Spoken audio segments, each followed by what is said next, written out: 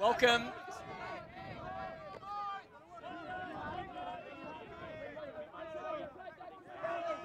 This is a pre-quarter, so these teams are fighting for their survival here in this crucial matchup. They've been training for months and years leading up to this moment, and it literally all comes down to this at this point. A loss sees them out of the tournament. At least they will still play some games, but they'll only be placing games.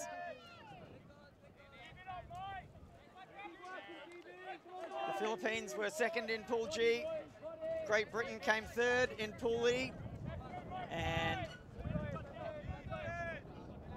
the top teams out of each pool went straight through to quarters. And these guys now fighting for the opportunity to continue in this tournament.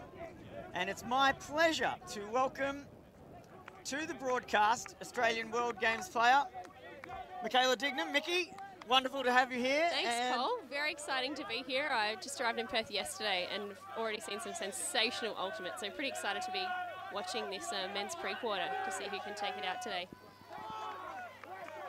So the Philippines have started the game on offense, and the wind, not heavy at the moment, but if anything, moving right to left on your screen. So the Philippines will be very, very keen. And just as I say that, commentator's curse, Great Britain's managed to force a turnover. And they'll be looking to use the wind to their advantage. And Mickey, wouldn't they love to take an early break in this game? That'd be sensational. Get them off to it. Beg your pardon, that was GB started on O, and then there's a turn. Missed throw from guys, downwind, so very difficult conditions. Less hot today in Perth, we're sitting at a nice 25. It was 33 degrees yesterday. Lots of teams, especially the European teams, very challenged with the heat, but much milder today. Absolutely, Nikki. It's been pretty oppressive conditions for some of the time, and I'm sure the players would welcome the fact that it's a little cooler today, though no less windy than we've seen on previous days, and it's certainly been challenging. Games in the 9 o'clock slot were heavily wind affected, and generally throughout the day the wind gets heavier and heavier, so we'd expect the wind to play a big part in this matchup as well. Philippines, their D-line doing pretty well, controlling the disc, and GB have just managed to steal it back. Looks like Canning's driving most of this offense, and a nice easy score to Conrad Wilson, number 14. One down. So GB with an offensive hold to start the game, but it wasn't easy.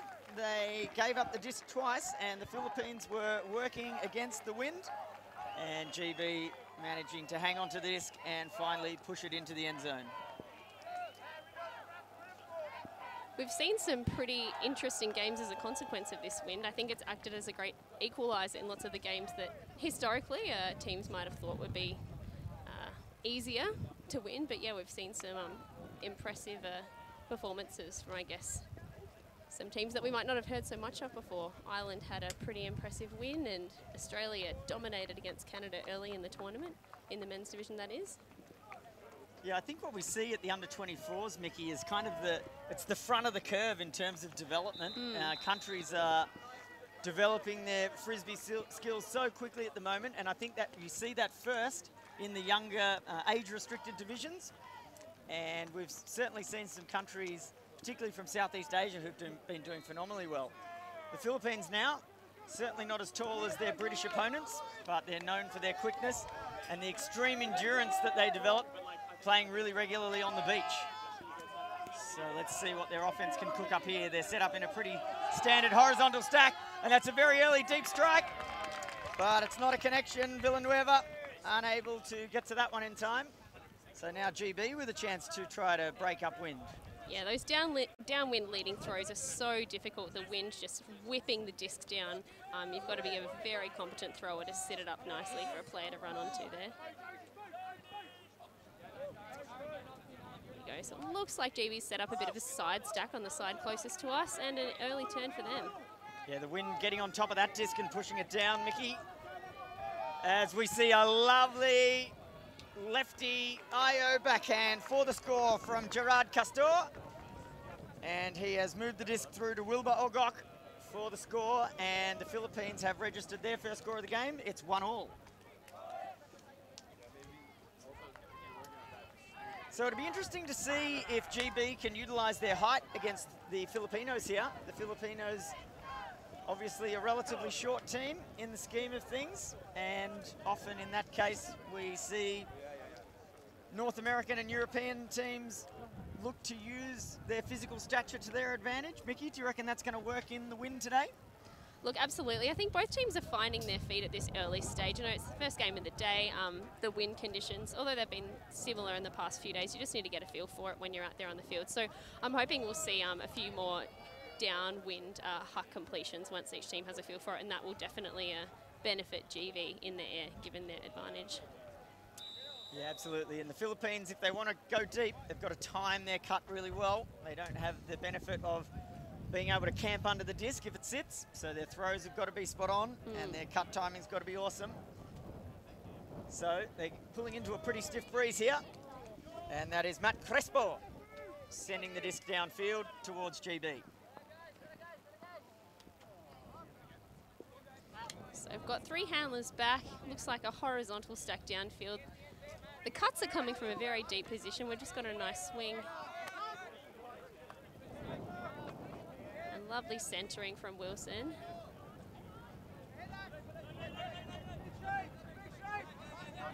Filipino defenders typically standing behind their GB opponent because they're worried about those deep strikes, and they've pulled it off. And that was Axel Amala, number 10 from GB, throwing that downwind leading huck throw that we were just discussing. Looks like they've got a feel for it now.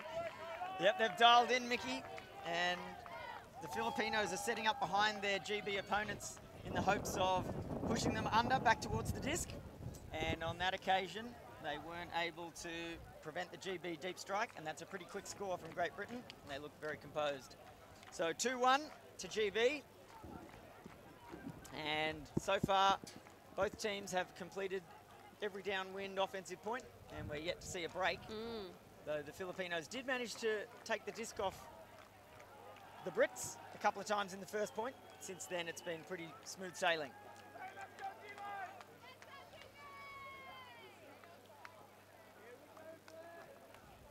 We're just getting a wave up here in the commentary booth from British coach Brummy, Sean Scone. Great bloke, former World Games player, and he is a legend of British Ultimate.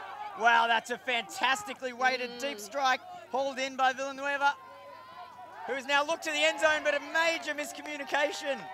And a British defender able to simply waltz in and make that D. That's a wasted opportunity for the Filipinos. They'll be really disappointed with that. Sensational throw from that thrower. And it looks like they're setting up this side stack again, isolating a cutter. And now we've got a lovely upwind huck. Oh, just couldn't complete. Great bid. Back on D. Yeah, great bid. Great bid from Nick Dodd. And the Filipinos now with the disc back in hand. This is John Flores. And another deep strike. Looks like that's going to be cut off. Oh, straight over the top of the British defender. I'll be kicking himself, I think. He was very close. The wind can play havoc, and now a simple little flip into the end zone. That's a goal to Richie Mariano. And the Filipinos hold. It's 2-2. Wow, the wind plays havoc with the disc in the air, doesn't it, Mickey? Absolutely. So it's all downwind points so far. And the wind's seemingly a little more consistent than it has been at times. We've seen occasions where it's changing direction regularly. At the moment, pretty consistently right to left, and if anything, a little bit behind us. And picking up pretty strongly now. We're having some issues with accessories here in the commentary booth flying around. Ruben, what's it like down on ground level? Yeah, it's pretty windy down here as well. Ruben Berg, our chief game advisor, mic'd up for the game, gives us a wonderful opportunity to listen into the discussions when there are calls on the field. Of course, Ultimate Frisbee officiated solely by the players at World Championship level, and they are assisted with the rules and perhaps another perspective sometimes by the game advisors. But all the calls are made and resolved by the players themselves, fostering a great sense of trust among the entire Frisbee community. So the Filipinos, through Matt Crespo, pulling to the Brits.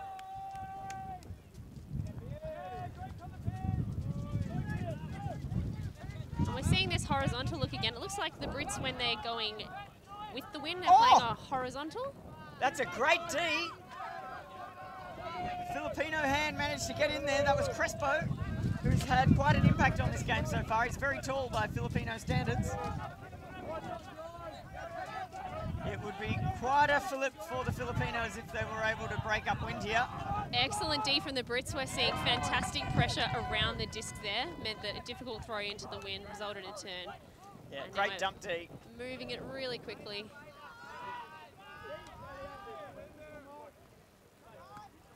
Oh, unfortunate drop there.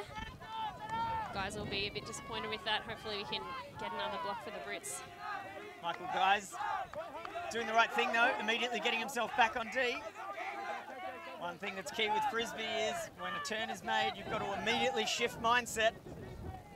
Oh, and it's a bubble, and the wind getting underneath it, and unfortunately Christian De Vera wasn't able to hold that in. An immediate deep shot. Wow. Beautiful leading IO huck from Amala. Seals the deal, and Brits hold serve.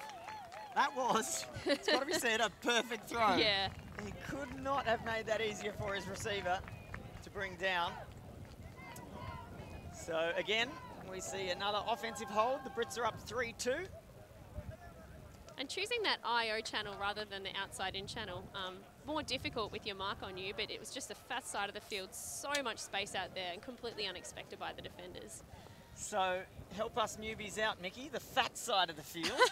What's the fat side of the field? I guess the fat side of the field is where the bulk of the space is. So just then we saw a lot of flow from the Brits in the sideline closest to the commentary booth, which meant there was a bit more clutter over here. A lot of players and their defenders concentrated around this side, but you've got this beautiful side. The fat side's typically the break side as well. So by, chucking in that IO break to the fat side, there was just acres and acres of space, mild exaggeration there, for the for the cutter to run into and receive the disc with relatively little pressure. So great insight from absolutely elite player here. We're privileged to have Mickey D in the booth with us, and that looked like it hurt a bit. I believe we have a foul called. The throw coming from Wilbur Ogok, and unfortunately Dan Avena. Oh, yeah, it's fine. So that was Foul Ollie called. Dodd with the Uncontested? layout mid, number 56. Uncontested foul call. Great spirit from Dodd. And we will see Avena pick up the disc and bring it in on stall 0. Oh, great bid. That was a nicely timed launch, and unfortunately that one's hit the grass. GB with an opportunity to strike upfield. Oh. But Bit rushed there, I think.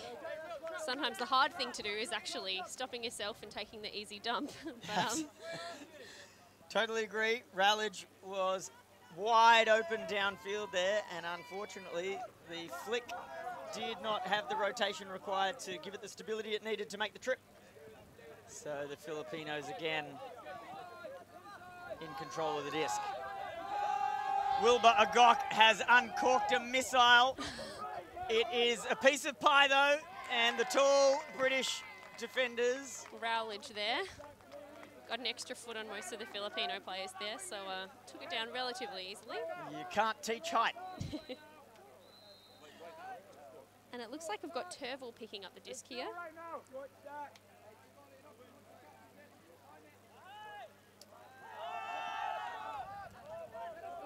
This is a 4-on-1 contest, and I think the British players brought it down.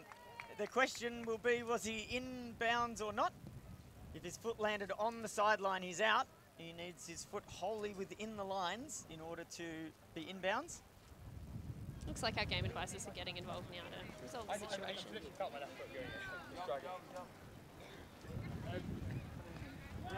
We caught at the same time, so it's my disc anyway. So the British player saying that the disc was both caught at the same time between offender and defender. If that happens, the offensive player does retain possession. The question then is, was the offensive player in bounds when the disc was caught? And it sounds as if he was outside, so another well-spirited discussion. We've got the Philippines picking up. So that's great spirit from Ollie Dodd. He obviously had his mind fully focused on catching the disc, which doesn't give him a great perspective as where his foot landed. And he's done the right thing there and consulted people with a better view. And upon learning that he was out of bounds, he's very willingly given up the disc. And on that note, the Filipinos have done the same and the English have got it back. Wow, that was a great D from Magok, rising high over the pack. Mickey looks to me at this moment like both teams are trying to use the long game to score. Can you see this strategy working in the long term? Look, it's a good question. It's worked early for them. And at the moment, we have seen a lot of match defense. We haven't seen any zone looks or whatnot. I think that'll definitely change as the game advances. I think the long option's a great option, but you need to be able to balance those throws in the wind and need to be able to sit them out nicely, and that seems to be presenting a challenge to both teams. The Philippines seem to look their best based on what I've seen when they're just chipping it away, working it up slowly. That seems to be what they do well based on what I've observed in some of their other games. Well, they've certainly got quickness on their side, low centre of gravity and powerful legs. They are agile little players. And there looks to have been a foul called on that throw. Uncontested. So it's the responsibility of the defender not to make contact with the thrower as they release the disc. And John Flores understand. Oh, big layout bid. That was close. Thinks of launching it, chooses a safer option.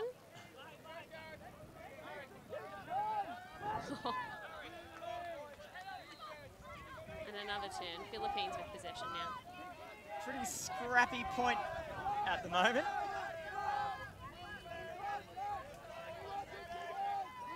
The Philippines have 3 players all within about 5 metres of the disc. That can't make it easy.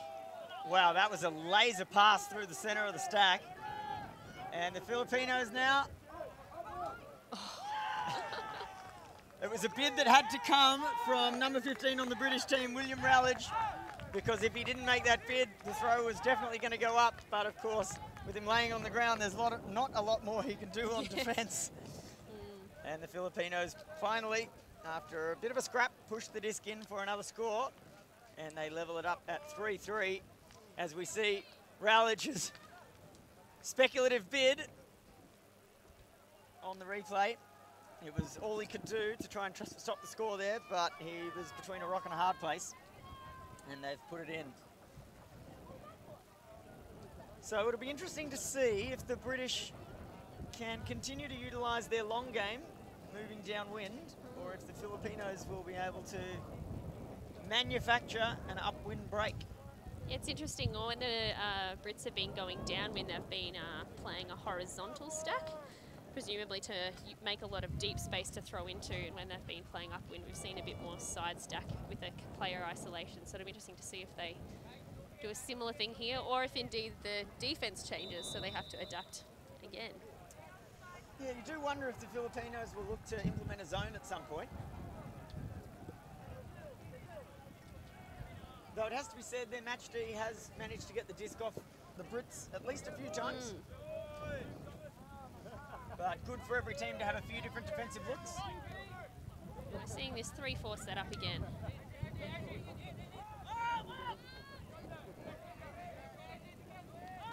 Nicholas Pearce with a lovely outside in flick to the end zone. Yeah, that was as easy as you like. Very competent offensive hold for the British. It's always nice to get your O-line on and off the ground quickly. Make the other team work harder.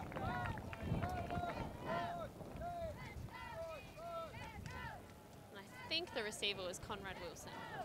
So you can see that pass really under no pressure whatsoever. Lovely sitting flick. And Mickey, as you said, the challenge throwing downwind is making sure you don't put too much energy on the disc and send it out of bounds. And that was a wonderful throw and waited perfectly for the receiver's arms. So the Brits are up 4-3.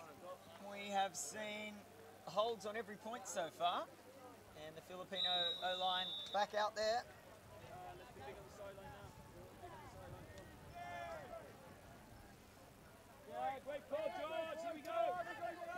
Nice upwind pull received by Ogok. He is one of their key central handlers. Gerard Castor as well, seeing a lot of disc touches.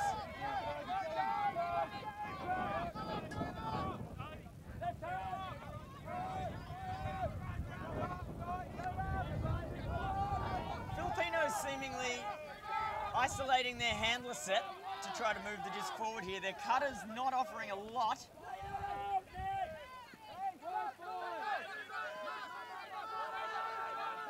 Nice upline cut from Gerard Castor. Wow, they're moving the disc laterally now to make space. De Leon, just a couple of metres from the end zone. And a little lefty backhand from John Flores through to Quinjune Villanueva, I believe, was the receiver. And that was a very neat hold from the Filipinos. Let's check in with our Chief Game Advisor, Ruben Berg. Yeah, so just on that point, we had a travel that was called during the play when the thrower still had possession. And here in the WFDF rules, I think quite a good thing is that that doesn't actually stop play. The thrower just goes back to the correct position. Everyone else can keep moving and play keeps flowing, which is what we like to see. Thanks, Ruben. In fact, that travel was resolved so quickly. We didn't even know. Mickey, I didn't even notice it. That's what the rules are designed to do, I think, make for a spectator-friendly, smooth-flowing game. So, excellent. And we've seen a very well-spirited game so far, I think. Absolutely. The other recent rule change that I love is the allowability to wait up to 2 seconds before making a pick call, so that if a pick doesn't affect the play, you can let it run for 2 seconds and catch up to the player you were defending and not interrupt the play. And it's a great initiative by WFDF to keep the play flowing, I think, and it's definitely reduced the number of pick calls. So the Brits again on O. We've got a Marla picking up. He seems to really be the anchor of this O-line, one of the more competent throwers, and he's presented a lot of amazing long options, such as that. And what a clean score. Looks like that was Sam Wilson. So, we talked about a few different defensive looks. The Filipinos are walking, you might even describe it as trudging off the field now. They came out with a zone, and it was wholly ineffective, you'd have to say. The Brits finding no trouble at all to move the disc. And that's the decisive move there. And just a quick flip back to the end zone. What we saw there as well, if you catch the disc and in the course of slowing down, travel into the end zone, you need to move yourself back out of the end zone and establish a pivot on the end zone line in order to continue play. Otherwise, the opposition can call a travel. Here we've got the signature Philippines, all arms in the air. I bet they'll be good on the dance floor on Saturday night. Absolutely. If you've ever played a beach tournament in the Philippines, you know these guys, they know how to play frisbee and they also know how to party.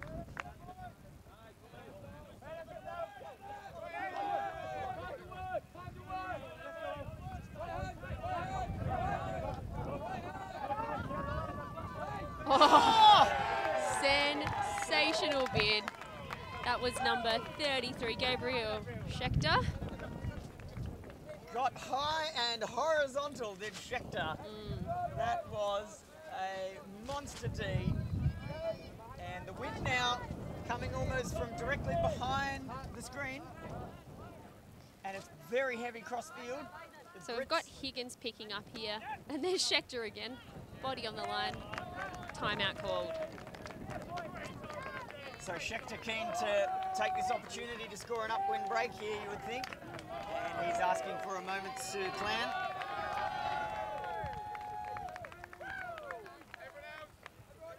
And a big thanks to the broadcast team and to Finley Watson, who is watching online. I've got no idea what time it is for you, Finley, but From hello Scotland, the team. apparently. Watching in Scotland. So what are you expecting to see out of this timeout, Mickey? What do you think the Brits are looking to put in place here? Look, I think it looks like their preference is for a 2 and 5, so 2 handlers back, 5 players downfield stack. We haven't seen the horizontal going upwind. Hopefully they can use the lateral space, move it to the other side, and punch it in. But they'll have to be very patient, I think. The timeout call was probably quite strategic, I think. Just hitting the reset button, get your head in the game. Because we have seen some pretty scrappy ultimate when there have been blocks, and I think they just want to clean it up, seal the deal, get one break up, because as we've already seen, it's very difficult to get breaks in these conditions. So even one could be the difference between a win and a loss. Yeah, absolutely. The mental game of ultimate, switching mindset from the frenetic, aggressive pace that you need to bring to D, and then the calm, careful decision-making that needs to be exercised on O. Look, that proved me wrong. They're doing a ho, so there you go. Commentator's curse strikes again. And so, as you mentioned earlier, Mickey, horo stacks generally looking to open up short and deep spaces. The vertical stack looking to open up lateral spaces. So the Brits run a pretty conventional strike play. That's a set play to get them moving. And they are meters from the line now. Again, I think they're looking to get it to the other side of the field where all the space is, but it's proving so challenging given the conditions and the incredible defense of the Filipinos. It was looking very concentrated when the disc comes to this side.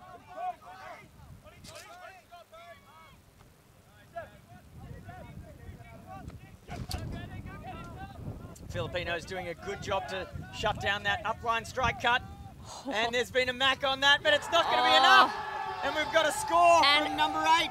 Seb Allen has hauled in this decisive upwind break. Mickey, that could be telling for the course of this game. First break of the game. They will be stoked with that. And yeah, great outcome from a timeout, really. That's exactly what you want. There has been some chatter online about the the effectiveness of a timeout and how often teams are actually able to punch it in. As we saw, their set play didn't get them to the end zone, but they were able to play with patience, use the available open options, and protect possession of the disc. As we see the Filipino player, I believe, got a hand on that, but the rotation of the disc and the assistance of the wind carried it back in. Let's have a look again. As the throw goes up. And that was Schechter, the same person who got the layout bid that actually got them that break in the first place. Quite instrumental in that point. Oh, definite Mac. Definite touch on defence there from Gerard Castor. And the old adage, catch your Ds, rings true again, though I'm not sure he would have had much luck catching that one. It was whistling past him. And unfortunately, getting a hand on the disc wasn't enough in this case. And now the Filipinos have got a task ahead of them. The wind is pretty close to a gale, and their offensive line has got to move it all the way upwind.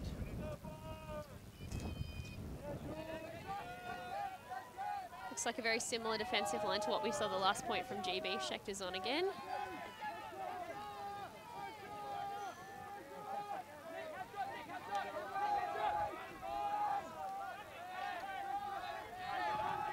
So GB just running straight match D, one-on-one. But it's a bit junky, players willing to poach off. Yeah, we're seeing a lot of swapping from the Brits, the 3 defenders near the disc, creating some confusion. And it's worked because Schechter's got the disc in hand, moves it quickly. And another break to the Brits. It can so often happen in strong upwind, downwind games. A single upwind break very regularly converts into a second as your defence gets to line up coming downwind, and the Brits have made no mistake there. They played a poachy match D, I would describe it as. They were willing to sag off the handlers a bit to clog the lane, the space that the Filipinos are trying to push the disc through, which forces the Filipinos to move the disc laterally a lot, make a lot of throws, and in this kind of a wind, it's really just a matter of time before that goes awry. And the Brits now in the lead, 7-4, and they'll be looking to get this game to half-time. Nice little flip into the end zone there for the goal.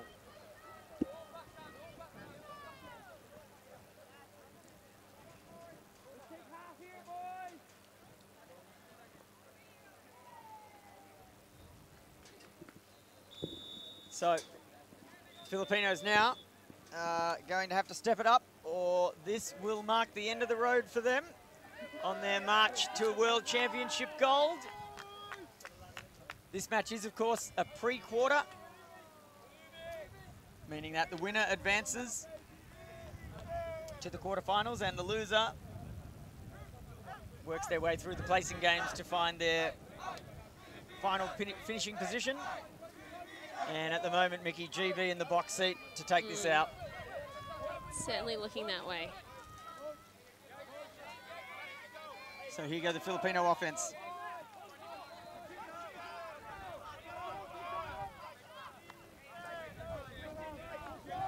GB's D looking very junky in front of the disc again. Yeah. Raul just standing about 10 metres deeper of the deepest Filipino player, just making sure he sends a clear message, you are not getting it over me. So it's looking very cluttered around the disc because of that. Lots of swapping between the the front three players, beg your pardon. And a lot of pressure around the disc there too. We saw a nice layout bid. And the Filipinos, for their part, are doing a phenomenal job of controlling the disc in really blustery conditions. And Christian de Vera has decided that he didn't like the look of what was in front of him, and he's elected to take a timeout in the hopes of guaranteeing that they're able to push this one in. That was a really clean transition from the loose, sort of saggy defense that the British team was playing, and then to a really clean, tight match D as they approach the end zone. But that's...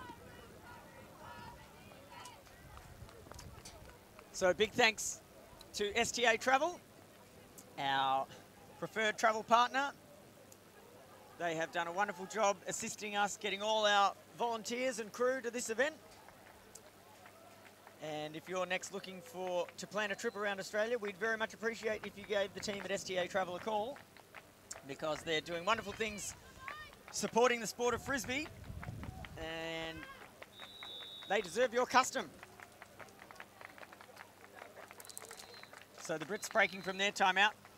They're looking very confident now, Mickey. Walking with heads up, shoulders back. What do you think the Filipino team will be looking for here, Cole? Well, in all honesty, I didn't think they needed a timeout. I thought their offense was marching down the field, looking very confident, and frankly, I think if they were able to continue what they were doing before, that'd be enough. I suppose what they might be trying to do is create some kind of isolation play. It's not uncommon when you're this close to the end zone to try to turn Frisbee into a one-on-one game. It's very difficult to win a one-on-one matchup. And so lots of end zone setups are designed to give a single cutter as much space as possible in the end zone and force the defense to either put that player into double coverage or burn their defender. But the Filipinos look like they've got 4 handlers out, 3 cutters in the end zone, and the Brits are setting up some poachers on either side. Looks like the force is going to be flick away from the broadcast, so we'll see where the cutters move.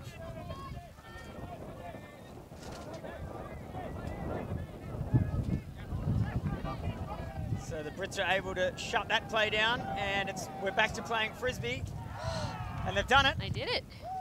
That was nice work from the Filipinos. lots of those throws, so zappy, would have the wind behind them as well. Catching, you know, it would feel like a bullet coming at you. So they did well to keep that possession there as well. Absolutely. It's really difficult to, I think, get a sense on the broadcast of just how windy it is here. And not just windy, but blustery. The wind changes direction constantly, and it can lead to some quite unpredictable behavior in the disc.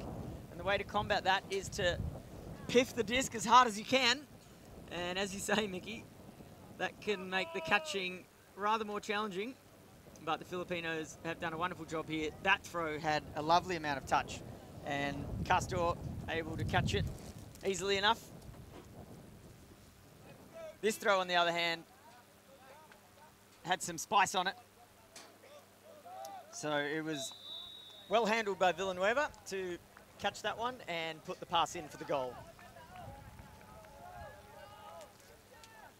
Brits with the opportunity to take half now. The score is 7-5, and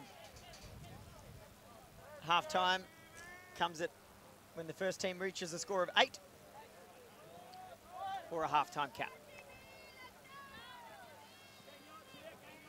And here we are, Amala again anchoring this O-line. We're seeing the cuts from the Brits coming from really deep, which does make a deep huck quite challenging, but looks like they're still creating a lot of space. Oh, wow, that was close to the back end zone line. So that was Richardson with a beautiful IO leading flick. The Brits are lucky in the middle of that point there. There was a throw that was definitely thrown over the top of the intended receiver. And fortunately, they had a cutter behind him with the wherewithal to realise that. Habgood bringing that one relatively easily. It looks like there might have been a small miscommunication between the British players about who was going to get the glory of that goal, but they resolved it, and Habgood bringing that one down within the line. And that brings us to half-time. Half-time. It's been an entertaining matchup. The Brits with that one decisive upwind break, and that's given them the opportunity, as we see Habgood just bringing that in before the end of the field ran out of road.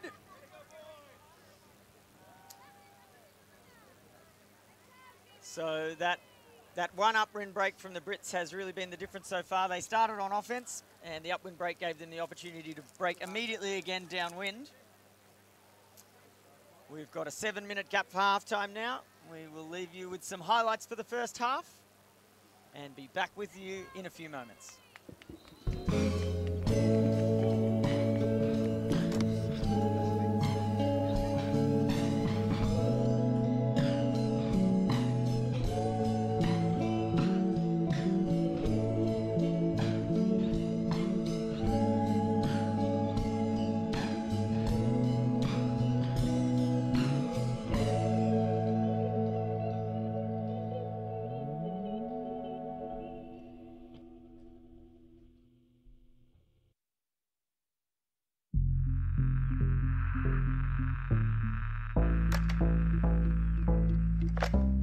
Vibing on myself, I can't trust fake energy.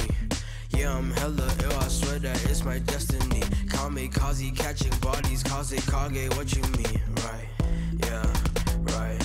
yeah, okay. Vibing on myself, I can't trust fake energy. Yeah, I'm hella ill, I swear that it's my destiny. Kamikaze catching bodies, cause it kage, what you mean? Right, yeah. Hey, young dude with a nice face. On the port through, that's the eye fade.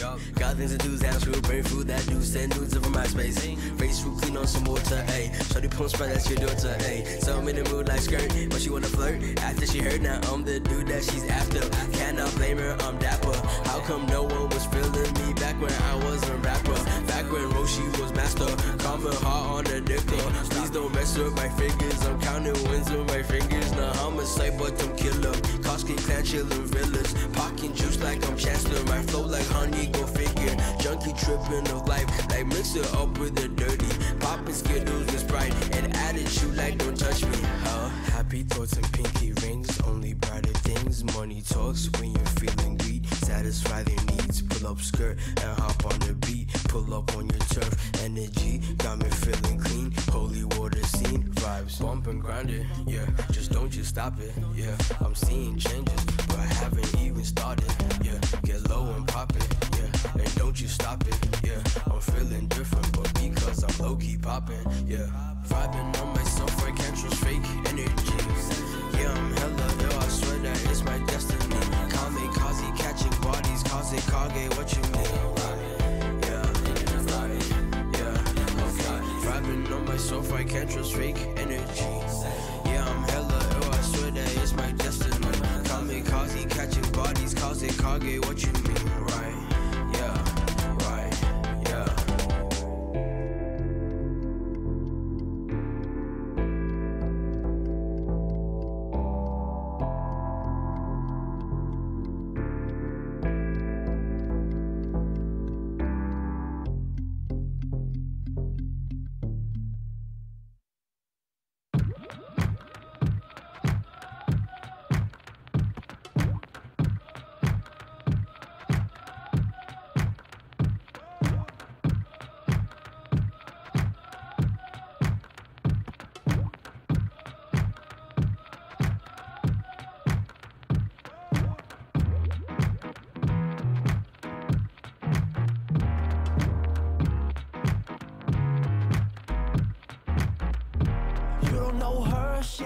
You came with a friend, she brought one too.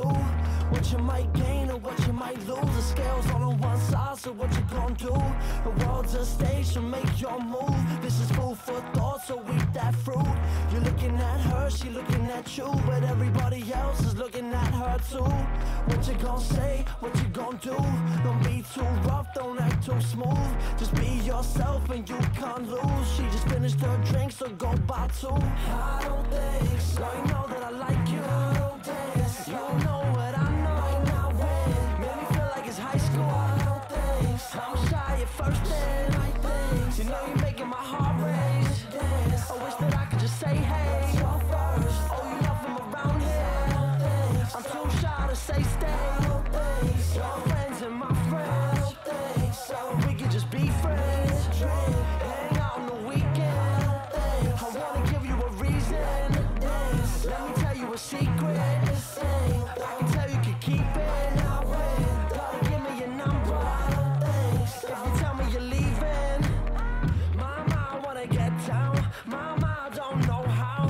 Mama, I wanna show out, but I'm so shy when I come round. Mama, I wanna know now.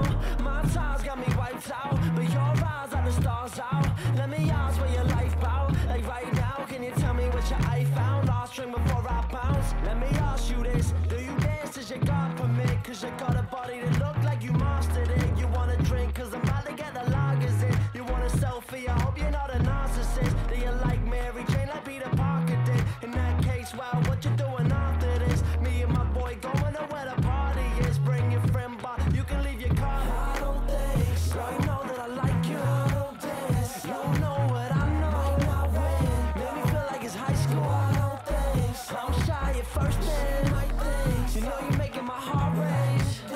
I wish that I could just say, hey, you're first. Oh, you not from around here. I'm too shy to say stay. Your friends and my friends. We could just be friends. Hang out on the weekend. I wanna give you a reason. Let me tell you a secret. I can tell you can keep it. Gotta give me your number. If you tell me you're leaving.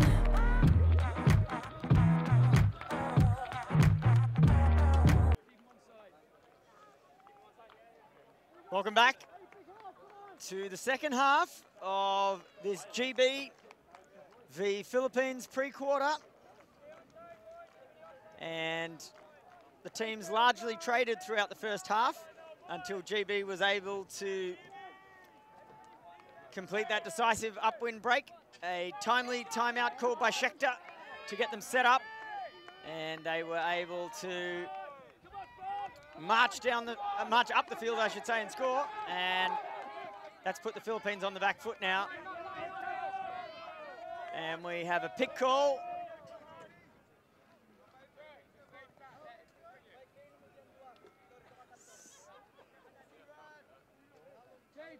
Uncontested. Tick, tick, tick. No, it's a foul, beg your pardon. Foul called.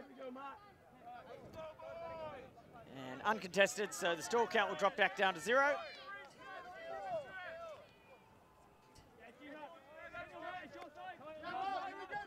Ruben, can you offer some clarity as to what happened there? I think I've misunderstood. It was a foul called by the defense against the offense off the disc. Fantastic, thank you. And the Philippines unable to complete their John Flores. Could not get low enough to scoop. Oh, what a layout pin attempt! That was massive. He slid into next week, did Paul Mariano. And it wasn't successful, but it was worth doing anyway, if only for the style points.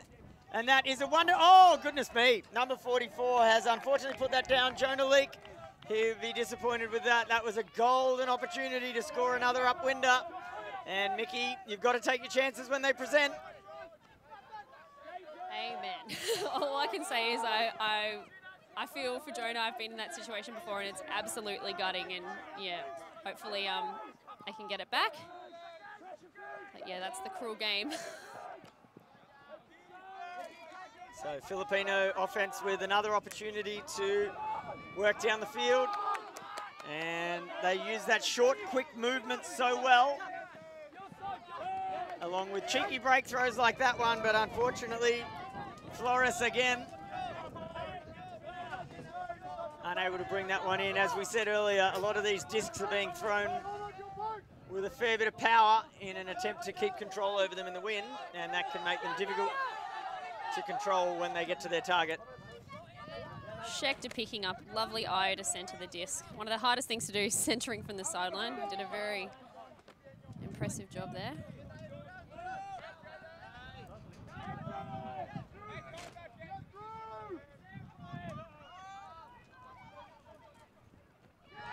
Fantastic, and that was Anatoly bringing that one in. The Brits seem to be very good at throwing these eye or leading throws to, you know, the fat side of the field, if you will, that where there's a lot of space. Absolutely, that's particularly difficult when you're throwing into a wind like this. You need to get perfect rotation, perfect stability on the disc.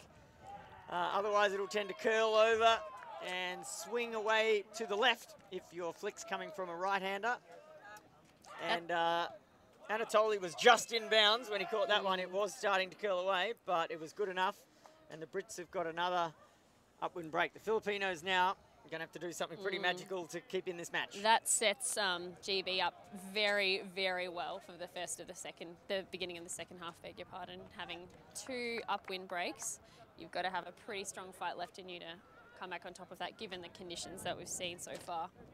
So, if we go down to Ruben Berg, you might have seen our game advisors wearing yellow, green, and sometimes even white to differentiate themselves from the players. Let's hear from Ruben a bit about the game advisor position and how they're helping the players officiate this match. Nothing without this. Yeah, so we're just here to try and provide advice for the players. They're obviously still responsible for making all the calls, and we're just there to help them out if they need. If they want a bit more information about the rules or a bit more information about what actually took place, we can provide them that information, but they're ultimately responsible for making all the decisions.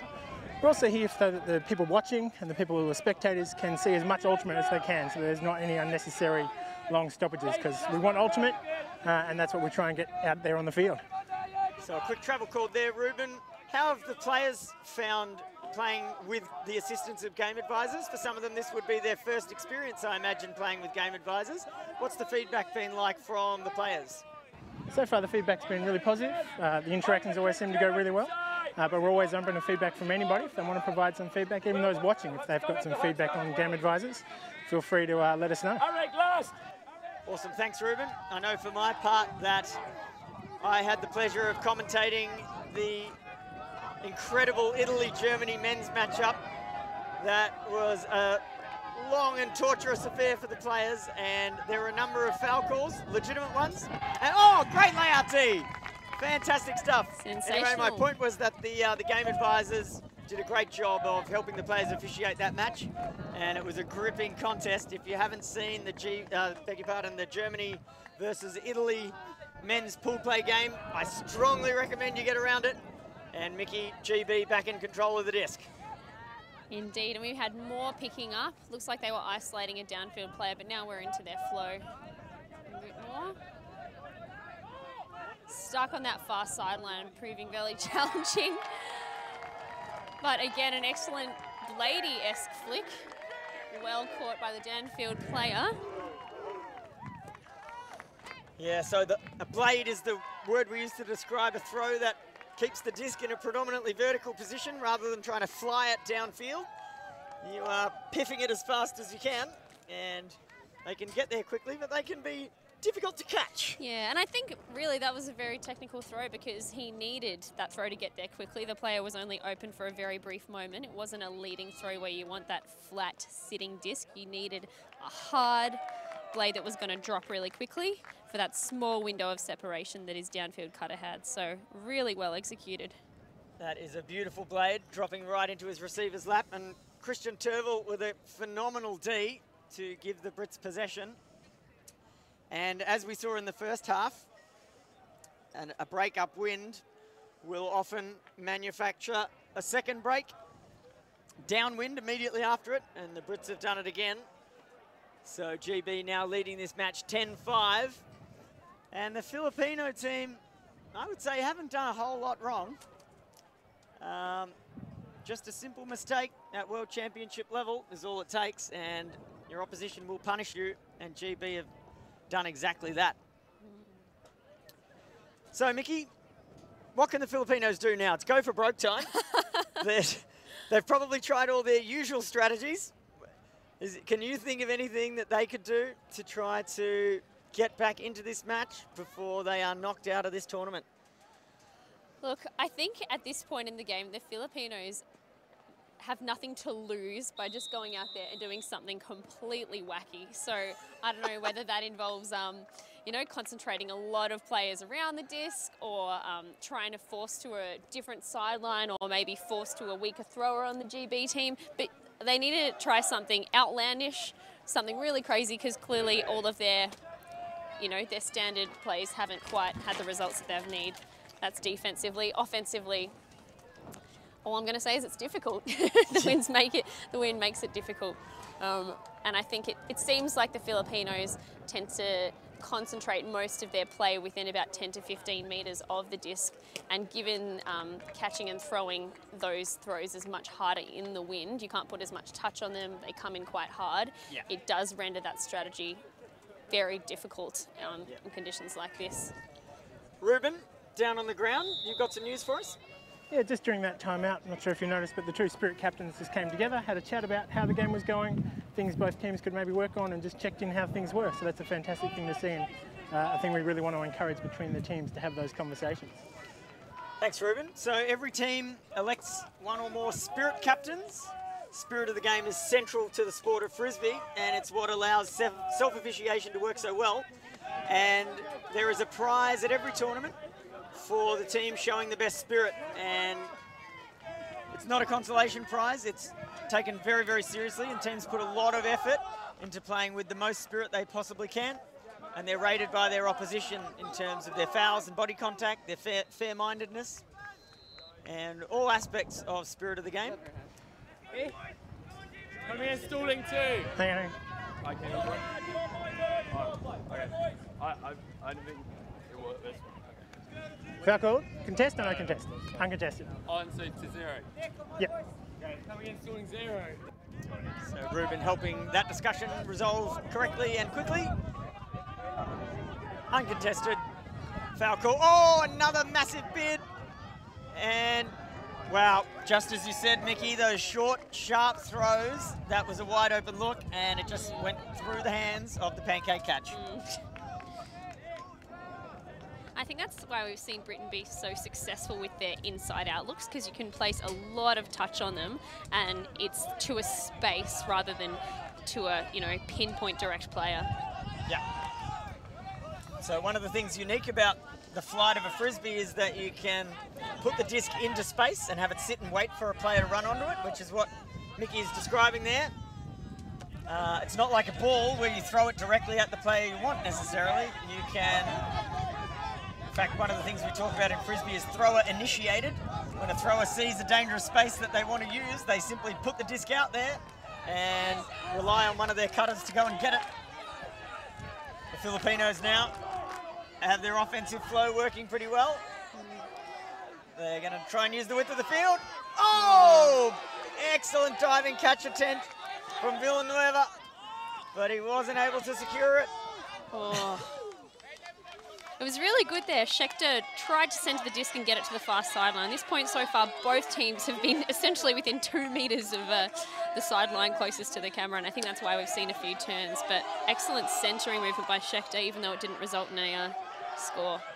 Oh, wow. That was actually a wonderful throw, and it was countered by an even more incredible D.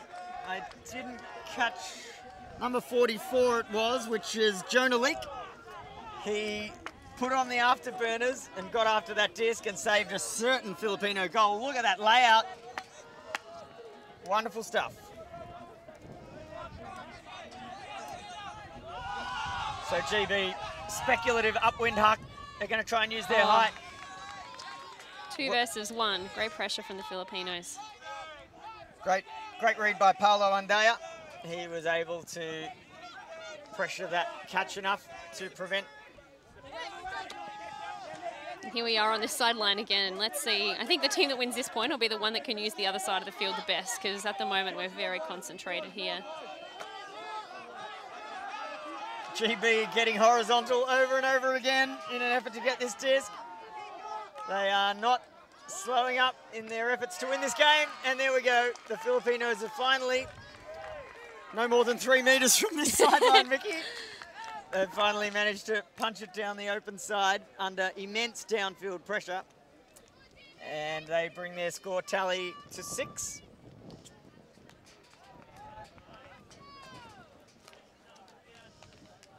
The GB players throughout that point getting horizontal over and over again in an effort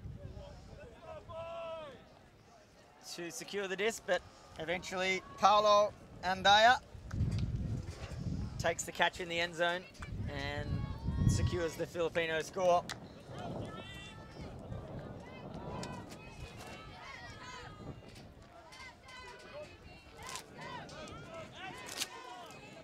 And here the GB supporters on the far sideline. They've probably had some extensive flights to get all the way over here. I'm sure they're enjoying the sun more than the snow or the rain back home. A flight just like Jonah Leak in this incredible D. He's gone to SGA Travel and booked a ticket. That is a mega leap, and he's happy about it too. Gets the finger wagging. So GB back on offense. Let's see what they can manufacture downwind.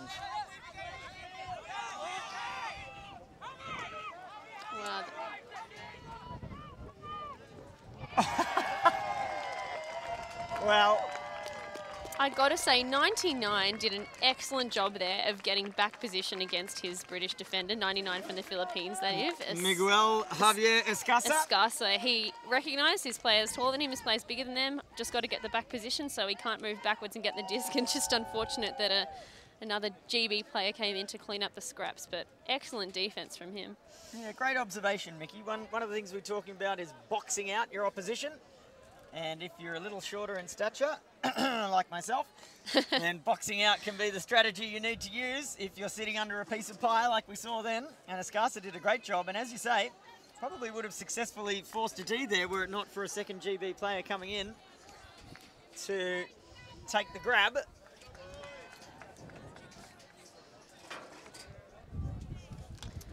So GB up now 11-6. Filipinos on 0. Win behind them. And if this point's like some of the previous ones we've seen, we can expect GB to get horizontal over and over again. I think these boys are looking to bolster their highlight reels, which is fine by us. Absolutely, they're pressuring every pass, and as an offensive player, even if you know you're going to get the catch, that pressure, knowing your mark is right there, really takes off any continuation and makes it much harder to throw, the next throw. Oh, nice grab from Villanueva. He's been great this game. That was a clumsy bid.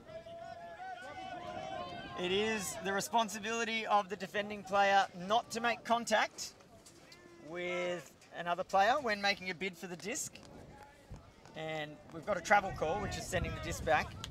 And it's important to note the distinction in WFDF rules that making contact with the disc first is not an excuse for causing physical contact with another player, which is in contrast to USAU rules. And it's for the safety of players, and I think it's absolutely the way Frisbee must be played. It's not acceptable to create physical contact just because you want to get the disc. We have a foul call. Looks like it's uncontested. Disc coming in on 0. Flores with the disc. He's been working with Wilbur Ogok throughout this game. That disc's gotten high. Wow. Flores managing to grab it despite the pressure from his defender. Oh, Flores! Looks like we've got a call. I'd love to talk up his diving catch regardless. Was it pick called, was it? Pick called. Wow, talk about STA travel, Does it book your still count? flight. Let's He look at epitomised that one again. He's up there. Manufactured by Boeing is Flores. He's got wings. He's got legs too. He never stops running. I really have enjoyed watching him play. Wow, that was a narrow window to put the disc through.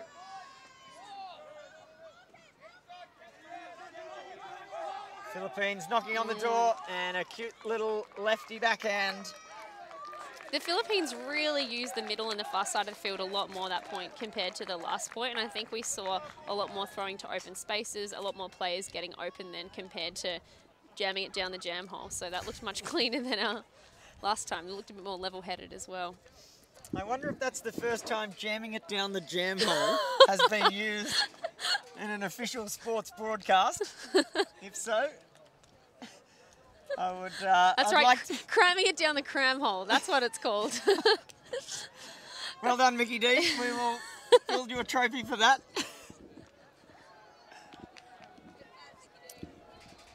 So, this game may not be close on the scoreboard, but the intensity's been fantastic. A number of phenomenal layout grabs, including this one from Villanueva, who has been at the centre of a lot of the offence of this Filipino team.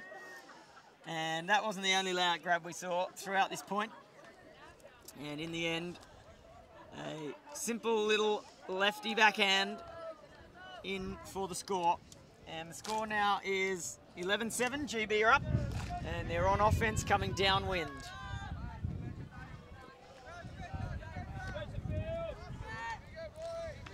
And Amala again anchoring this O-line. He's had a sensational and composed game.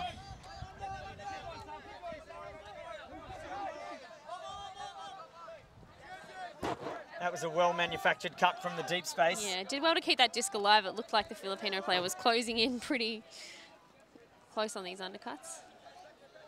Just a bit of evasive action required there to keep the studs out of the back.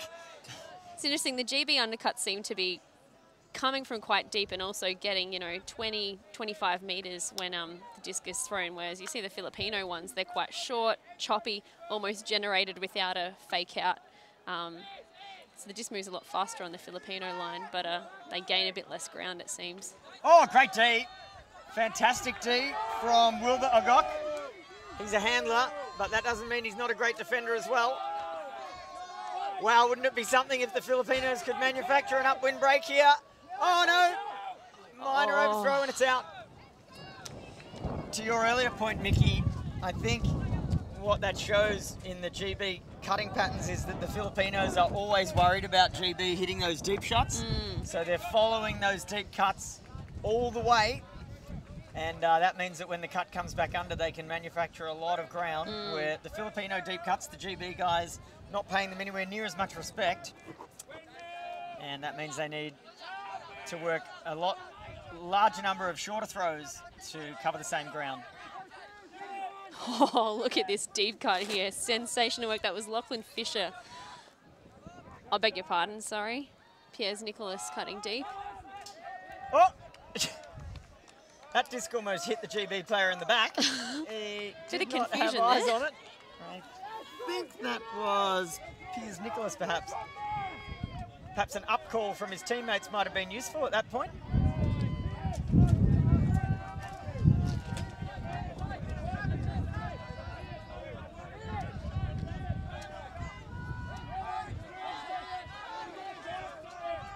The Filipino cutters need to be careful not to cut off each other's cuts here.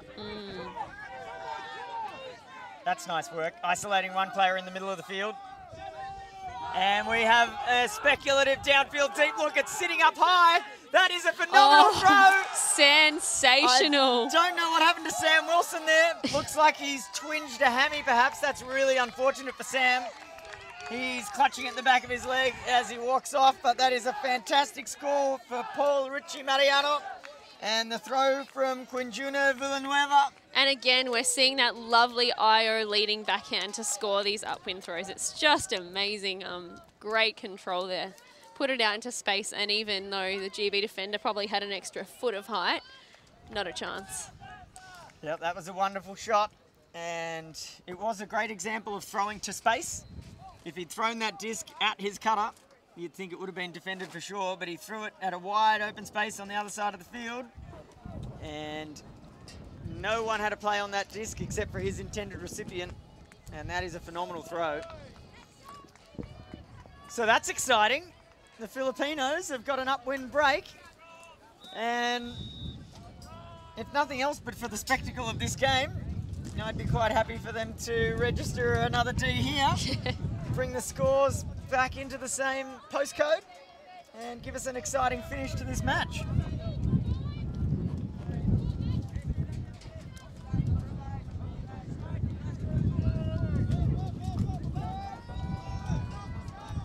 Oh, wow, that ball was so big it went out the back of the field. By a significant distance. That was an 80, 90, 100 metre throw, that one. It just gives everyone an indication of how windy it is out here. It does feel like it's picked up just in the space between those points now. Yeah, agreed, Mickey. I reckon I could launch a push pass about half the field in these conditions, and not because I'm good at it. So, because the disc landed out of bounds, of course, the Brits can take it from the brick mark. And they're set up in a horror.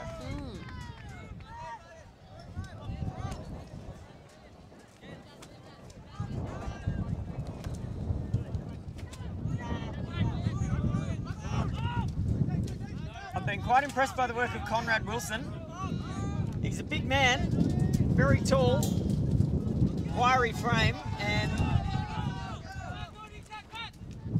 he's got all the throws as well. Yeah, they're looking very controlled here. They're also getting it off this sideline quite effectively. Whether the Filipino marks should be wrapping around more, I don't know, but... Oh, bad luck. But yeah, it looks like the GB team wasn't having any difficulty centering it and swinging it to the far side, which definitely helps in this win. Yeah, that was a good look by Wilson as the Filipinos jack it. And overthrown by the barest of margins. Matt Crespo was not far from hauling that one in. And in a wind like this, it can often be a viable strategy to simply punt it for yards when you're going downwind, because you don't want to create a short field turnover. Oh. And we've got a strip call. So that is Wilson, who caught the disc just prior to the Filipino defender making contact. And seemingly no argument from the Filipinos. As Wilson sends a lovely IO huck. That's going to sit. That is a beautiful throw.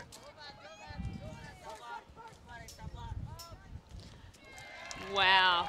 So composed. Sensational. We had Canning reeling that one in, and the throw from Orcock. beautiful use. Throwing upwind, it means that you can actually throw some leading throws if you throw low and you're very patient. And I think they just demonstrated that even though throwing upwind, you can actually use the wind to your advantage. The other thing we saw there when that throw went up to Orcock, that almost all of the other players on the field were behind the disc. So that was a very well-timed upwind punt from Wilson, because when the disc is going to sit and wait, the less number of defenders you can have come charging in on it, the better. And so best to unleash one of those throws when there's only a few people upwind of you. And that was a well-timed, perfectly executed strike from Wilson. And he is absolutely an asset to this team.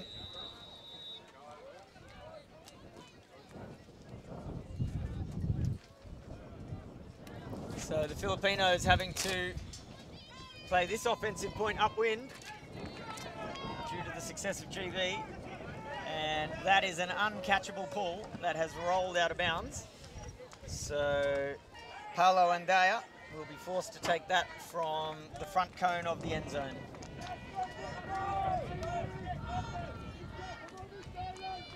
So we've got GB set up in a match defense here, it looks like. Largely in front of their players.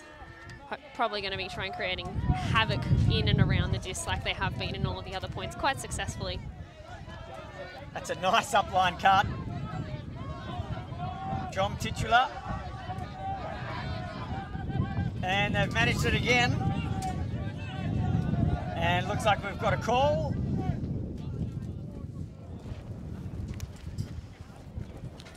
Let's see if Ruben's mic can give us any insight as to what's happened down there. I came so far in front of you, just as you were coming back under, I thought. And I didn't move my feet. That's all. So you called a foul? Contested foul. Yeah. He called the foul? Yeah. And you're contesting? Yeah. That's it? Okay. So, not much help needed from Ruben there. The player's able to come to a conclusion very quickly, and the game's back underway. Nice use of the short space there.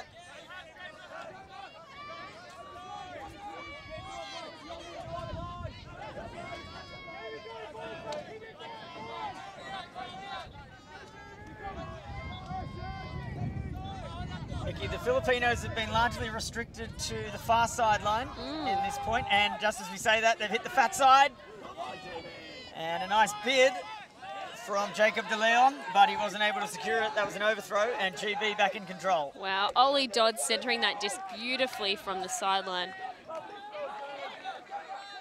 And there's Schechter, who we've seen many times before.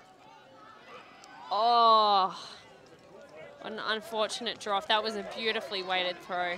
I wonder if he had one eye on the sideline, on the end line, yeah, and one eye on the disc, and in the end, when you chase two rabbits, you usually don't catch either of them. So my advice would be, when you're in that situation, worry about the disc first. If you don't catch it, doesn't matter whether you're inbounds or not. So the Filipinos with all that work to do again.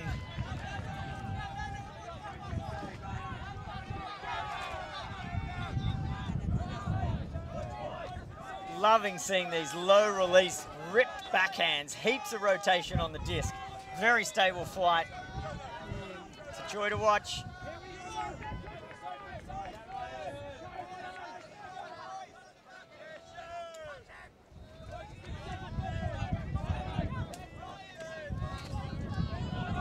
So when you're throwing up wind, typically the lower you go, the less wind there will be. And so the strategy tends to be to release the disc from as low as you possibly can. And we've got a call. Travel called. So when you catch the disc, you have to slow down as quickly as you can, and you're not allowed to change direction until you've established a pivot.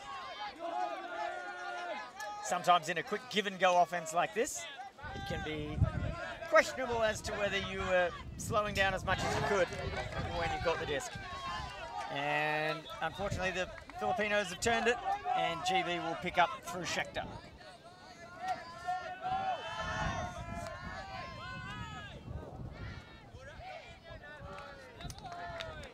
called a timeout.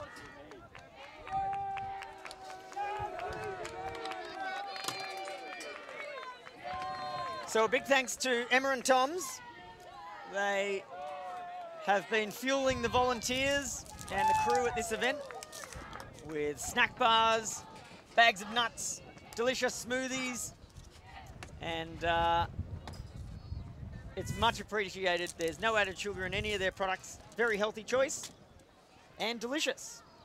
My personal recommendation remains Green Power Smoothie. I've tried a few, but that one still in top spot. And I've yet to enjoy the smoothies. I'll have to see if any are circulating. Get into the Green Power, Mickey. It's good stuff. Their cloudy apple juice goes all right too, I might add. Eco-friendly, Green Power? Well, I think it just has random ingredients in it, so they didn't know what to call it. It's green. It doesn't look tasty. It looks like a mashed avocado, basically. But when you put it in your mouth, it's a good result. Well, avocados are in season in Perth, so it's good. So, Ruben, I might quickly cross down to you for a quick discussion about the Pic Continuation Rule. It's a misunderstood one in Frisbee circles. Maybe while we've got a moment here, you could quickly run us through it. Sure, so if there's a pick called while the disc is in the air, or the thrower's in the act of throwing, and there's a turnover, that turnover is always going to stand. That can never come back. But if the pick is called before the thrower is in the act of throwing, and the pass is a turnover, it can sometimes still be a turnover. But the question the players need to ask is, did that pick or the actual call itself affect the play? And if it didn't, you should just let whatever happened stand. But if you heard the pick and so you stopped cutting and the pick was called before the throw, then it's reasonable that the disc should go back in those instances. So always ask, did the pick or the call affect the play if the pick was called before the throw? And just one clarification there, if the disc is in the air and you hear a pick call, what should you do? Go and catch it, because it's going to be a turnover if it hits the ground. Thanks, Ruben. You've heard it here from the the chair of the Rules Committee.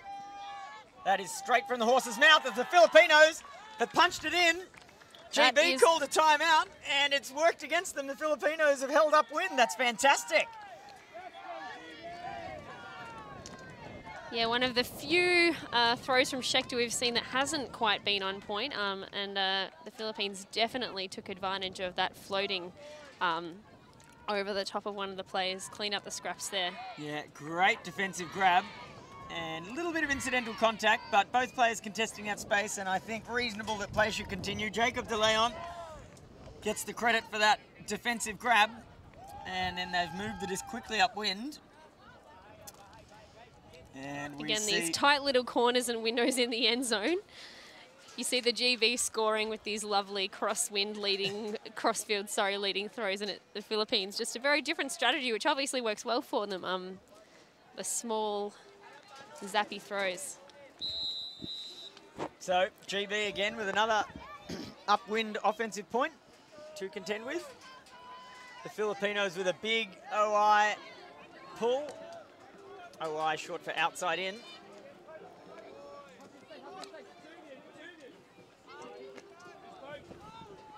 Habgood on the sideline here. Wilson again with another deep strike, and it is...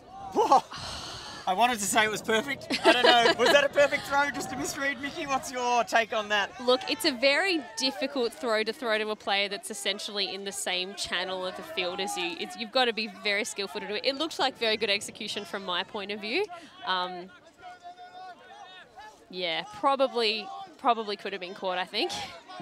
But it's hard to say in these conditions. So, Mickey talking about the channel there. Essentially that means it's very difficult to connect a leading pass straight over the top of your intended receiver.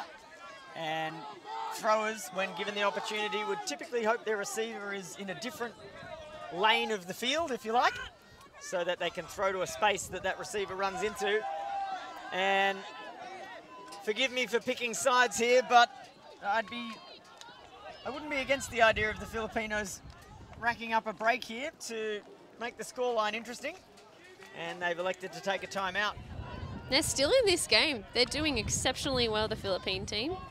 Absolutely. The score's 9-12. If they're able to put this one in, they'll be just 2 points behind GB.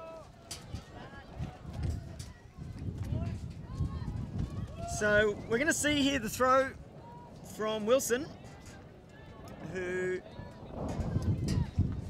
winds up, and you can see that his intended, here's Wilson with the disc now, and his receiver has cut down the same channel, and the throw's got to go directly over the top of him. And as you say, Mickey, all the angles have got to be perfect in order to make a completion there. A lot of factors that have to align Swiss cheese model for that one to work out. So, I mean, the throw was exceptional, but very difficult. I think as well in these conditions, when you've got an upwind look open, the odds say you should take it, even if it's not 100% that you're going to complete it. So I don't think Wilson or his intended receiver would be too unhappy. That was a shot worth taking, and it just didn't come off on that occasion. And big thanks to the Spud Shed. They've donated heaps and heaps of fresh fruit and food for the whole team here at this event. And if you're in the area, we'd appreciate it if you got your next load of groceries from the Spud Shed. We've got a desk full of apples up here, and the moment Mickey and I put these headsets off, we're tucking in. Apple a day, doctor away. You should know you're a nurse. So is it true? Does an apple a day really work? Because in my experience, all it did was give my brother cavities. Look, it's not my primary food choice, but you know, mango season at the moment. I've got nothing against apples. There are so many types though. I agree with you about the mangoes. Just before I came to this event, I stripped about 30 of them and froze them so that I can make smoothies for the next month. Here we go. The Filipinos looking to get a break here, and the wind is heavily at their backs. It's really picked up again. Christian De Vera with the disc. Looking for a little up. Oh, fantastic D! That was Chris Hapgood, I think, who read the developing play and got to the intended reception spot before the receiver did. And that's just a misthrow. The wind has really picked up. It makes centering the disc extremely difficult. We're seeing a lot of these elite level players essentially throwing it to the ground, demonstrating the difficulty. Also means that just reaching around your mark to center the disc or execute a break, far more challenging. Yeah, you can probably even hear the wind in our microphones now. It's really picked up. So GB with a very speculative pass, and the Filipinos might score just by letting the disc roll to the end zone. As they flip it quickly, and it's a comedy of errors now.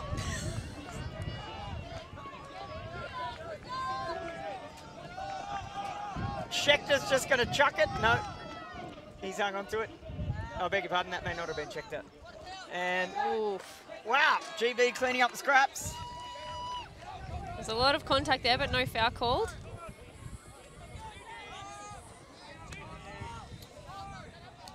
That's nice use of the fat side. And that, okay, they've called it onwards. That looked like it hit the ground to me. I didn't have the best perspective though. So, play on. And that's a nice pass. Oh, wow! Millimeters away from a score. That's got to hurt. Like you said, Cole, this wind is gusty as well. If it was a stable, consistent wind, it would maybe be a bit easier to respond to, but the nature of the gusts is you think you're going to catch a disc and then it drops or it goes a bit higher and another turn. Yeah, really inconsistent flight of the disc here. And I wonder if the Philippines should just punt it downwind for yards at this point. A short field turnover would be a disaster. Yeah, I tend to agree with you there, Cole. And that's exactly what they've just coughed up. I would have thrown that one as hard as I could. And they've got away with one there. We haven't really seen many hucks from the Philippines team in this, probably in the last 2/3 of the game, I'd say. The action's been very concentrated around the disc, probably because the marks are so enormous. The hucks would be pretty difficult to execute. That was an attempt, but wonderful tee. Yeah, we saw some great pressure on the mark from Conrad Wilson and then his teammate able to pick up the scraps. And that's another timeout. That's at least the second in this point, isn't it? I think.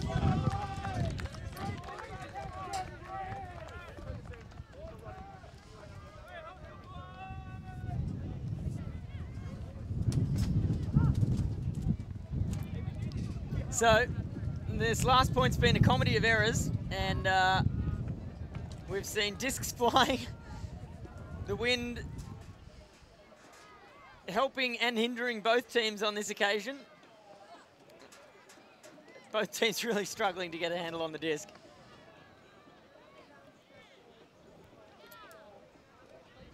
This is reminding me of the final from the recent Australian Mixed Nationals.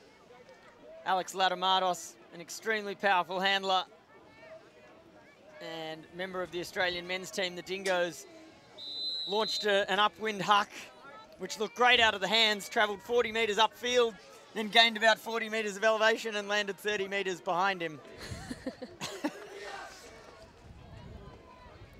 Happens to the best players in conditions like this, I think. Absolutely. These guys are doing a great job with the conditions they've been handed, and if it looks tough on screen, you should see it here in person. The wind is absolutely blowing a gale. And GB now at pretty much the halfway mark of the field into a very stiff breeze. They'll be looking for just a throw or two to get them to the end zone, I would think. They've got one off successfully.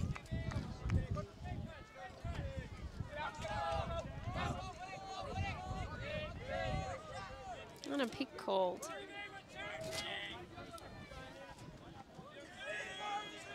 Stall coming in on 4, indicated by the mark, Gerard Castor. Counting with the disc, probably looking to get it to that far side of the field. Much easier said than done, though. Oh, great grab. Sensational grab. That was Habgood. He's been playing very consistently this game and been pulling down some excellent throws. So Wilson has shown himself to be one of the best players on the field, and even he was unable to secure that one. So that's just a sign of how difficult these conditions are. So the Philippines,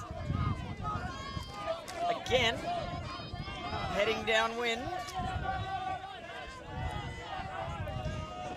And the beginning of this point was some time ago, but I'm pretty sure GB started on offense.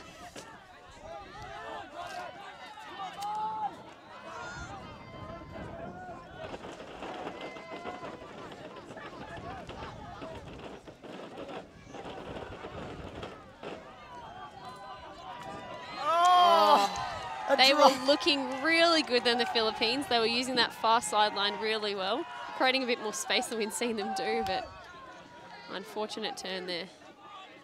They'd literally made it 99% of the required journey. And, oh! That was very close to a D from Paul Richie Mariano.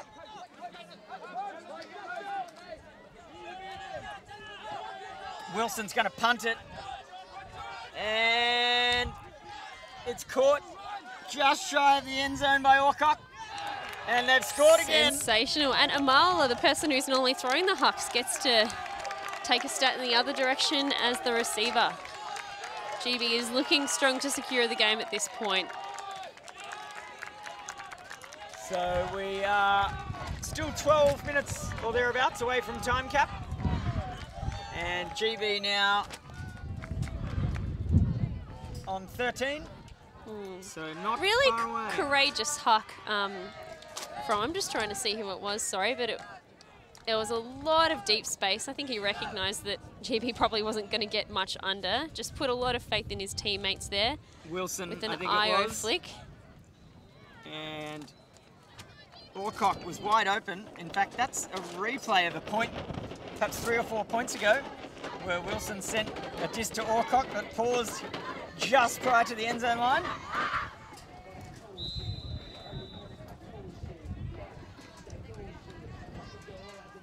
So GB 13, Philippines 9, and the Philippines would be hoping for a moment's respite from the wind, which has been pretty torrid. Unrelenting.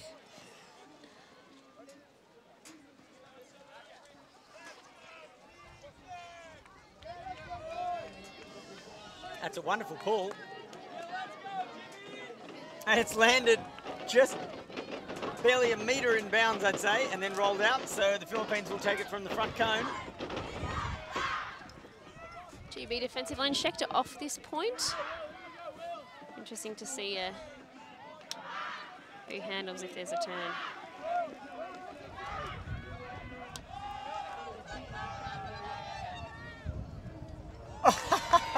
Wow, that was Christian Turville cleaning up the scraps there. Sometimes it's easier to stand back, let your big guys go in, jump early, make everyone else jump early, and then catch it at the back, which he did well.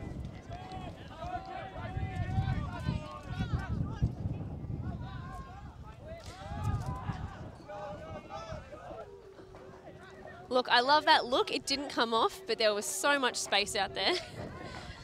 Telling his players where he wants them to be, but a very difficult throw.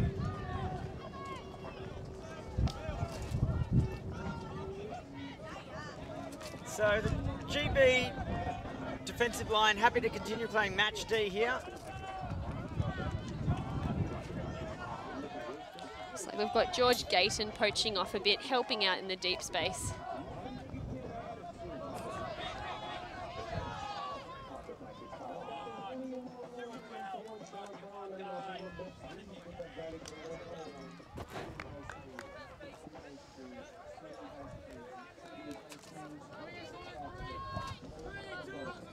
So the Philippines trapped on this sideline, and their dump is not completed, and that's going to give GB every opportunity to put this in, and that would bring them to match point.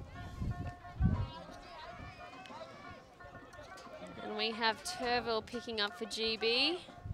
Oh, I think there was a foul call that looks like. Possibly a pick. As Looks as if Ollie Dodd was making his way out of the stack. I pushed it. Okay. I don't have perspective from over there between the two of you. Being What's the sent stall count? back. Is there a stall count? What number? Nothing? One?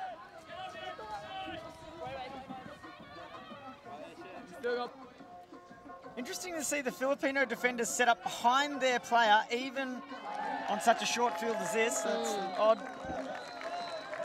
odd decision. Not sure I loved Dodd's reaction to that one. No. It would have been good to see a bit more help D, I think. It was quite clear that was a player isolated, and you know, it's always good to take away the other team's first preference, make them pick their second or their third preference, even if it does involve a bit of poaching. Absolutely. So GB now have got themselves in a very strong position to win this game. They're up 14-9, and the Filipinos would need a Herculean performance to come back from here. But they can be proud of what they've done at this tournament. They have made their way to the pre-quarters and put in a really strong showing. And it'd be nice to see them register another score, get to double figures. And it's been great seeing lots of the teams from the Asian region coming over, because I think the championships are in Perth. It's a lot more achievable and affordable for them to come to Australia down under than make the journey to, you know, the USA or Europe, where we've seen a lot of the past championships. So it's great to see some, you know, new teams, including the Philippines, Malaysia, Chinese Taipei. absolutely, Mickey. In fact, a lot of those teams have travelled a shorter distance than possibly some of the Australian competitors from the East Coast. Perth is very, very remote. It is, in fact, the most remote capital city in the world. And New Zealand is Australia's closest neighbour, I think. And yet the New Zealanders are a 7.5-hour flight away from here. That is a phenomenal deep shot. That is a phenomenal deep shot. And Wilbur Ogok brings it in. Keep the candle burning. They're not going to go down without a fight, these Filipinos. Absolutely not. That 14-10 to GB. That throw was on the money. And it's nice, we haven't seen the Filipinos execute many long throws for a while. It does help that it was downwind, but Perfectly executed. Absolutely. Christian De Vera, he'll be happy with that one. He's hit Wilbur Agok, who's been very dangerous on both sides of the disc, behind it and in front. And GB now with the opportunity to close out this game and book a spot in quarters. GB, a proud ultimate country. They've contested at World Championship level for many, many years. They have played the World Games many times, and fair to say their status as the premier ultimate country in Europe is under attack. They did not qualify for the most recent World Games because with the World Ultimate and Guts Championship being held in Europe, there was a lot of competition from other countries, so they'll be looking to consolidate and continue to improve. And here they go. They're on 0, possibly for the final time in this game. And the winner of this game, of course, will be going through to a quarter-final against the Australian under-24 team, the Goannas, which will be another incredible fight. Acres of space there. GB have, oh! That would have been a phenomenal way to finish the game. But the Philippines, just with the smallest of opportunities here.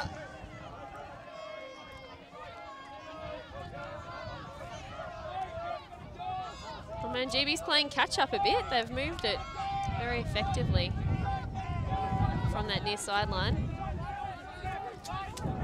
The wind seemingly not choosing to write the script for the Filipinos here. It's still very strong and blowing into them.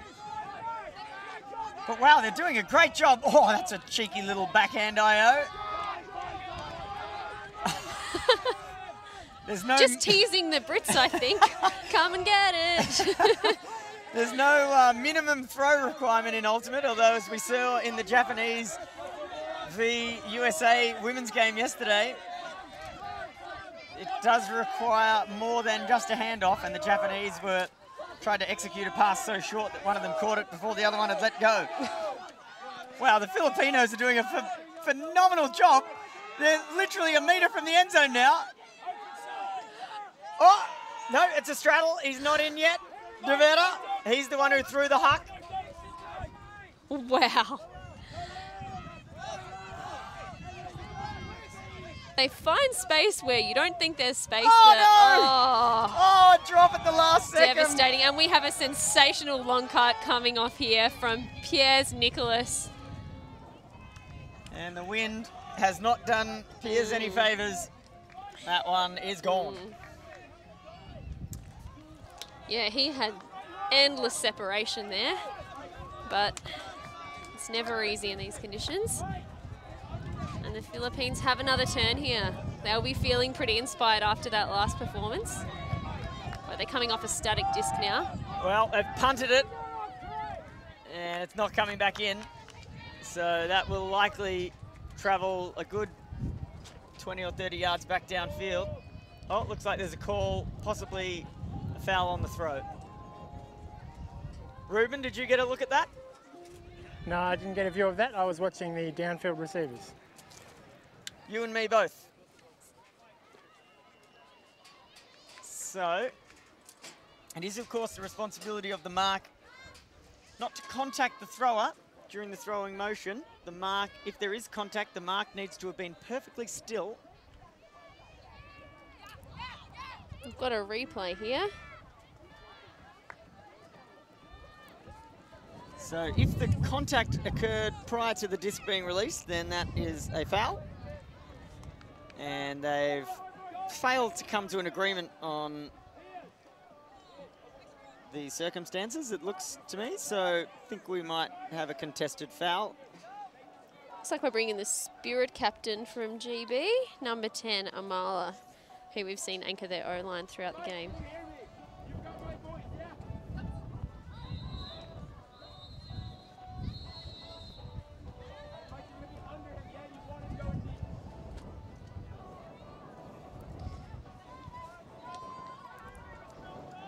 So the role of the game advisors while providing advice about the rules is also to try and keep the game running along nice and smoothly to make it a bit more spectator friendly.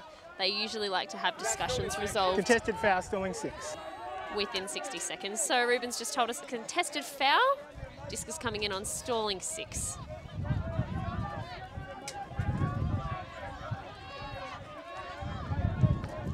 So for my part, I often see defenders get antsy when a foul is called on the throw, and the simple solution to that is set your mark up half a metre further back. If there's no contact, they can't call a foul.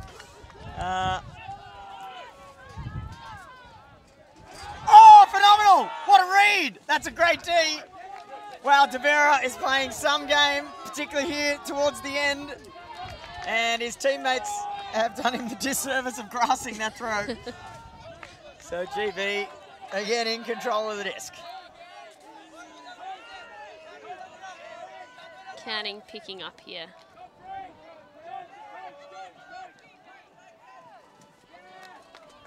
Oh, look at that crossfield space. You just want to see it go there, and there it is. Yeah, excellent. So we had Sam Wilson picking up that last goal there for GB. So that seals the deal. 15-10 GB wins. So that will take them through to the quarterfinal against Australian men's, the Goannas. It should be a ripper game. Yeah, the Goannas and GB are long-time rivals, and we look forward to every Australia versus Great Britain matchup. Of course, it goes back to our colonial past, a rivalry that lasts 200 years. So we look forward to that as we see the final strike. And wow, what a D that was from De Vera. And it looks like the rivalry is not only in the men's division. The Australian mixed team, the Blue Bottles, will also be fighting off against GB in a final. So be interesting to see the results from that.